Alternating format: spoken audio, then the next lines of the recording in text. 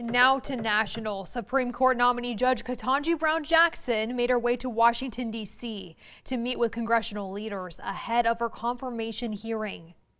Jackson arrived at the Capitol Wednesday, and she met with Senate Majority Leader Chuck Schumer, Minority Leader Mitch McConnell, and several other politicians. Meanwhile, Hawaii Senator Mazie Hirono urged fellow members of Congress to give Judge Jackson a fair hearing, regardless of current political tensions.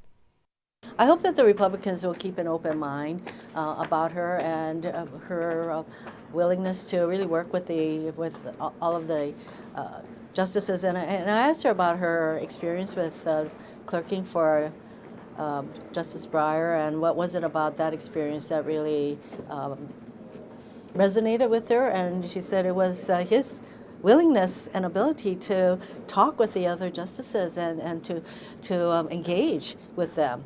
I think that's really important, especially with such a divided court as we have now. And Jackson's confirmation hearing will begin on March 21st, and Democratic leaders hope to reach a final vote by early April. She is the first Black woman to be nominated to the Supreme Court. And now to the latest in Russia's war on Ukraine. There is new evidence that the Russians are repositioning their efforts to encircle the capital of Kyiv. It comes after heightened concern that Russia could stage a chemical weapons attack to escalate the war even further. President Biden issuing a strong warning, saying there will be severe price if chemical weapons are used. ABC's Morgan Norwood has the story.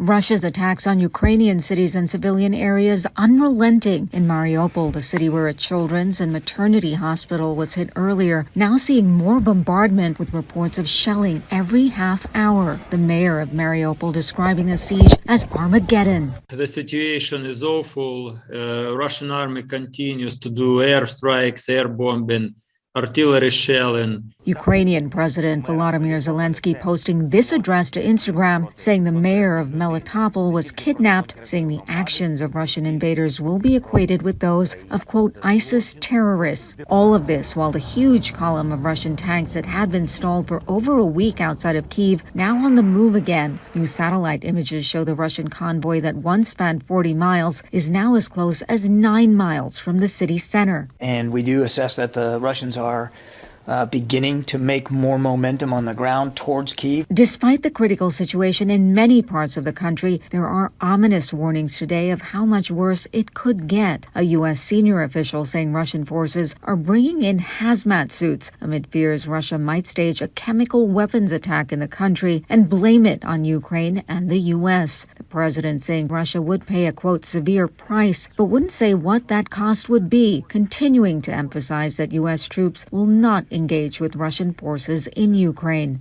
Karina Mitchell, ABC News, New York. Well, here on the weather front at home, it is warming up here. We have a warm front coming into our county here from the northwest, and with that is coming some high 70s all across the valley here in Bakersfield, in Arvin, and even in McFarland, and in our desert and mountain communities, faring a little bit cooler, but not by much. Here in our deserts, we're in those low to mid 70s. California City 72. Mojave, you're really the only one there in the high 60s, but in our mountains, it does fare lower here in the high 50s to low 60s. And of course, with all that being said, we're going to talk about breaking it down for all of our little mountain areas. Here to Tehachapi, you're going to be in those 10 to 15 mile per hour winds throughout the day in those low 60s. So you will be in those cooler temperatures, unlike some other places like Mojave, which is in the high 60s here. Sunny skies though all around, thankfully. Eventually we will hit 68 at 4 p.m. skirting down a little bit here at 7:57, and with that coming also winds, so just make sure you have layers with you. You never know when it could turn. And with that being said, Lake Isabella, you're in a similar situation in those low 70s here, and wind gusts are really coming our way across the entire county. It's going to start as a breeze today, but as we go on into the week, we're going to be experiencing more of a wind picking up in those 10 to 15 mile per hour ranges. You see that here across the valley floor in those teens, and it will bring us slightly cooler temperatures, but not by much. We're sticking in those 70s throughout, eventually skirting down there on on Wednesday to 68 and a 10% chance of rain, but it probably won't show up. I don't think it's very likely. Thursday and Friday, we will go back into those 70s, thankfully, and enjoying that beautiful weather as we have, of course, lost an hour tonight, but we will be gaining gorgeous, gorgeous temperatures throughout the week, thankfully. You know, it's a trade-off. And then in our mountain communities, we're in those low 70s, eventually hitting into those low 60s, but then we'll get back up, just like in our valley there, to those mid 70s, in those mid 60s into Tehachapi and Fraser Park. And coming up on 23 ABC, protecting those who help protect our right to vote. What officials are planning and proposing to keep election workers safe. Plus, new developments in COVID treatments coming to California. The latest on how Kern is faring after the break. Welcome back. It's a risk they did not expect to safeguard our democracy. Several states have reported many of those who run elections, like county clerks, are leaving after becoming the target of threats and misinformation. One even says she now carries a gun to protect herself just in case. Chris Stewart has the story. I think about it daily, unfortunately. I didn't used to, but I think about it daily. Since she first took office in 2005, Janice Winfrey's job has changed. So has her life. He comes up to me, "Miss Winfrey, where you been? I've been trying to get in touch with you." As Detroit City Clerk, Winfrey has experienced face-to-face threats. She oversees the city's election process. In the weeks after the 2020 presidential election, where Donald Trump did not win re-election, she says a man approached her on a walk near her home. And I'm like, "Who are you?" You know, he's just coming at me. And he said, "Why did you allow Trump to lose? Why did you cheat? You're going to pay for that." And I'm like, "I need you to get back out my face," because he's coming to me in a threatening way. And I had nothing on me. And that is why this public official, but also mother and grandmother, now lives prepared just in case. I carry a weapon. I carry a gun. I do. I carry a gun. I carry mace with me at all times. You know, we're not a family of guns. We just really never owned one, right? My children were very concerned. The young adults, they were very concerned. And I even thought about quitting. While Winfrey is staying in office, she won re-election in 2021 and is running for a seat in Congress this year. Many of her colleagues nationwide have left. A lot. I spoke to an election administrator in a different state, and she might stick around for another year. But we're seeing in Michigan, clerks resign, retire. Ingham County, Michigan clerk Barb Byram worries empty clerk positions will be filled by people motivated to see their party win. She says, along with the pandemic, the current political climate makes it difficult to find enough people to work the polls on election days. We forgot how to be neighbors, and we forgot how to work with each other, even when we don't agree. And I think we're seeing that spill out to our polling locations, and as a result, less precinct workers. She says more needs to be done to protect election workers. Bills have been proposed in several states, including Michigan, Colorado, and Washington, that would create stiffer penalties for threatening an election official. A small step. Winfrey says there will be increased security at the city's municipal building during this year's midterm elections. This entire building, windows have been replaced with something that's like shatterproof or bulletproof. We've upgraded security cameras in and outside of this building. Where we count the absentee ballots, we'll have a security check-in, much like they have at the airports where you go through a security device. While those measures may be a sign of the times, she wants people to continue to hold faith in the system. We have no magic powers. We get one vote just like you get, but we administer the process. And that process has lots of checks and balances. And those entrusted with keeping it safe. I'm Chris Stewart reporting. And as a reminder, it's almost election time here in Kern County. The statewide gubernatorial election is happening June 7th. Vote by mail ballots will start making their way to voters in May, but if you want to vote at the polls, the last day to register is May 23rd. And coming up on 23 ABC, a deeper dive into our health. More on the experts shedding light on a common cancer. And the community coming together for a cause. Details on the Got the Dot Walkathon after the break. Live from Kern County's streaming news leader, this is 23 ABC News at 8:30, and it starts now. Treatment, prevention, and awareness. Why health experts are shedding light on one particular cancer. Straight ahead. JJ's Legacy Got the Dot High School Leadership Program is bringing its first ever walkathon to the community. More details coming up. Well, hello and good morning. Thanks for joining us here on 23 ABC at 8:30. I'm Kristen Vartan. Now let's get into our weather first, and then we'll get into all the cool things coming our way here. We're sitting at 53 degrees. It is clear, which is why you can see Mr. Sun in the skies saying hello, good morning, wake up with me. And we are sitting in the 33% humidity range right now. The winds are pretty moderate here at 3 miles per hour. And that means, you know, it's going to be a pretty warm day for us. Already it is starting to warm up. We're in those 50s right now for our current temperatures on the valley floor. We're in those high 40s in our mountain communities and even in our deserts in those low 40s. So it's just gradually skirting up to the warm temperatures that are going to eventually hit us today at 77 degrees in Bakersfield. And we won't have really too bad winds either. We're going to be in those mid winds in the 5 mile per hour range. And with that being said, we also have some pretty nice air quality. So it's just a great day to get outside, enjoy it, and have a wonderful day. But I'll get more into that coming up later in our show. And JJ's Legacy's Got the Dot High School Leadership Program is hosting their first ever Got the Dot Community Walkathon today. The 5K walk is organized by high school students and is intended to bring awareness and education about organ, eye, and tissue donation.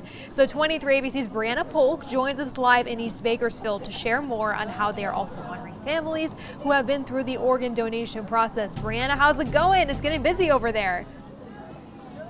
That's right, Kristen. Well, good morning. I'm here at Lake Mean for JJ's Legacy Got the Dot Walkathon, as you mentioned. And joining me now is the high school organizers of this event from Bakersfield High School. Joining me is Sydney Lovin and Mark Chavez. Good morning, guys. How's it going? Good morning. It's going good. Awesome. So, we're here for the walkathon. Can you tell me a little bit about the significance of this event? Why is it so important that we're here today? It's so important that we're out here today because we're spreading awareness about organ, eye, and tissue donation. We're also honoring some families who have been through this process and even lost some loved ones. So, it's really important to get out here and spread that information to the community. That's right. And as you mentioned earlier, we're going to see some face painting and some games. Mark, what else can we expect to see today? Basically, we're just going to have the walkathon. We're going to start hosting here at 9:30. We're going to start warm-ups for everyone so they can come walk. We also have an information booth and a trivia booth here, so you can just learn a little bit more about the ins and outs of organ, eye, and tissue donation. And again, it's just really important to have everyone out here today.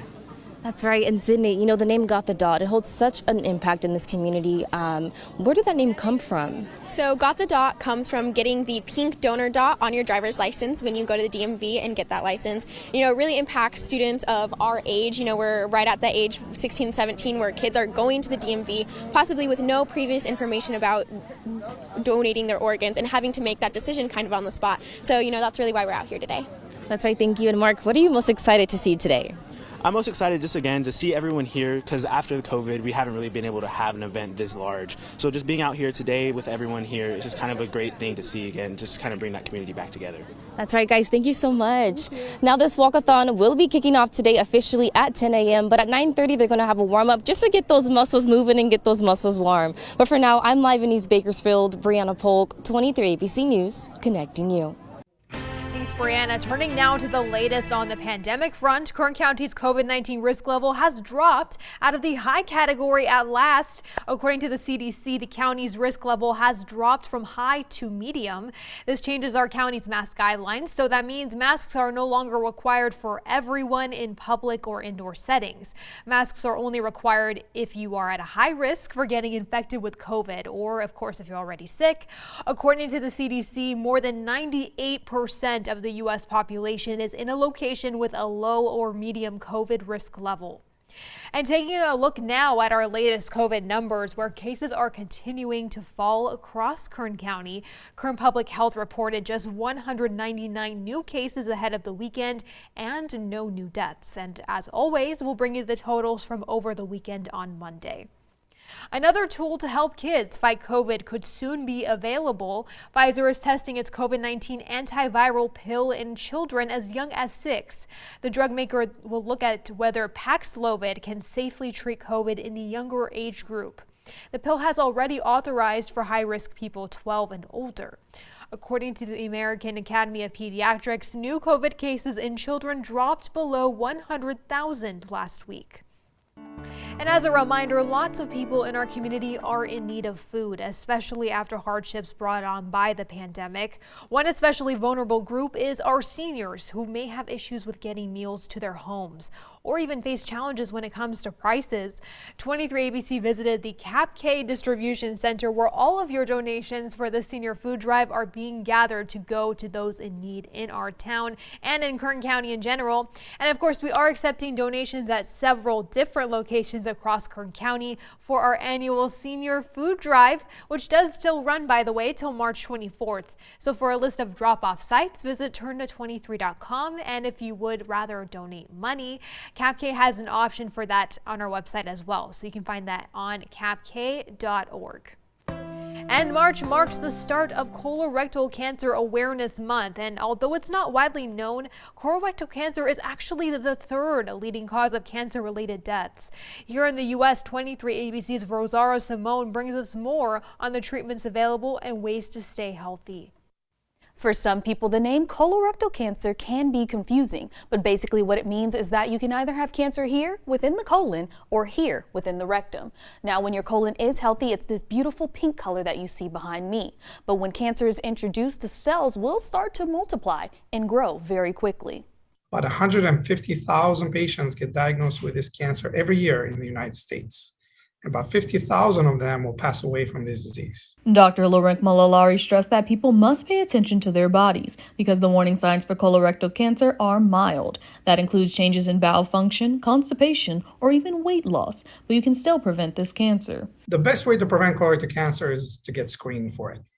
To get screened for it, you have to be aware of some of the symptoms that I mentioned earlier. Dr. Ravi Patel from the Comprehensive Blood and Cancer Center says that there are also certain groups who have a greater risk. Starting to see a steady rise of colon cancer in young individuals.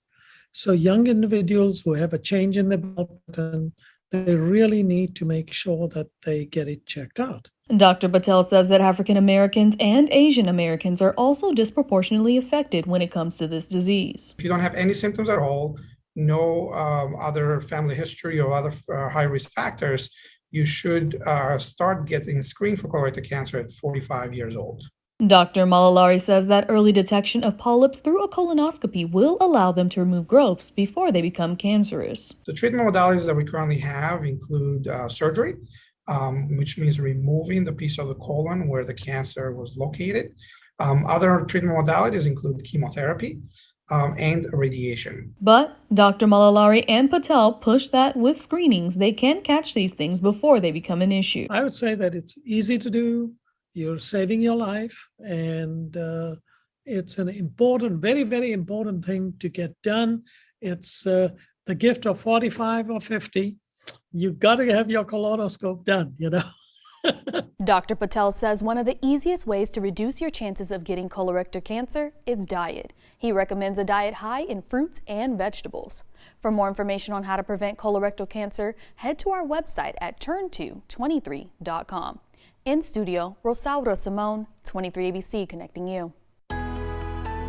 Well, let's take a look at our weather forecast here. As I mentioned, it is warm. Nice and beautiful sunny skies, and with that 70s throughout. That is pretty seasonal for this time of year. We usually sit at 70 degrees. Today we are at 74, so pretty much on par with what we're used to. In our lows, we are right on 47, right on season. Our highest for this time of year, by the way, is 94. That's on record. 1916, man. I don't know how they did it though in those, dresses they used to wear back then. They could not show a lot of skin, so they couldn't get any reprieve from that. But thankfully now we can wear whatever we want, and it's going to be pretty moderate temperatures with that all being said. So as you plan your day, wear the outfit that you've been wanting to wear because it feels like summer, right? We're going to be in those 60s at 10 a.m. As we go on into the day, high 70s here. Eventually we will skirt back down into the lower 70s at 6 p.m. But at 4 p.m. it will be 77. Enjoy that. We'll talk more about how that's going to affect us across the county here in those 70s coming up later in the show. We're going to have a great day. I'm excited. And of course, gas prices, home prices, they're all on the rise, but so are job options. Up next, we'll look into the most recent developments in the economy. I'm John Matarese. If you haven't finished your taxes yet, we have some deductions and credits you may not know about that could save you more money. Story coming up. Welcome back. Well, you've heard it all before now. Inflation, and more inflation. And it all starts with gas prices. No surprise there. We've seen it out and about, I'm sure. If gas prices stay as high as they are now, families could end up shelling out about $1,300 more a year. Moody's Analytics broke down the math based on last week's early national average, which has gone up since then and will likely continue to rise. In fact, the folks from Moody's worry an additional $1,300 on gas might actually be an underestimate. Not only that, but spending this much on gas could force families to cut back elsewhere, which would hurt the economy in other ways, along with consumer confidence. And mortgage rates are on the rise just ahead of the busy spring real estate market. The mortgage company Freddie Mac reports the 30-year fixed rate averaged 3.85% this week. Now that's up from 3.76% last week. And analysts say the war in Ukraine is causing percentages to climb because of market instability, and the threat of supply shortages also are a major factor. Fears of rising inflation are causing all this. And as home prices rise, many people are moving to other locations in search of lower rent. Zillow experts say people are mostly moving from major U.S. cities and into Sunbelt states for more low-cost options. But this mass exodus has started to drive rent up in what used to be more affordable cities. Cities with the highest increases in rent prices include Phoenix, Miami, and Tampa. They've all seen an increase of over 25% in the past year. And while inflation is an important topic, there are some other developments in the economy, like a huge rise in job creation. The pandemic hit many businesses hard, but the job market is seemingly on the rebound. Over 400,000 jobs were created at the beginning of this year, and by February, that number jumped to nearly 700,000. Some economic experts believe the falling COVID cases have a lot to do with businesses starting to hire again. We have a very strong economy right now, and we still have low interest rates, right? For probably not too much longer, but we still have very low interest rates. So I think that the strong economy, the availability of money,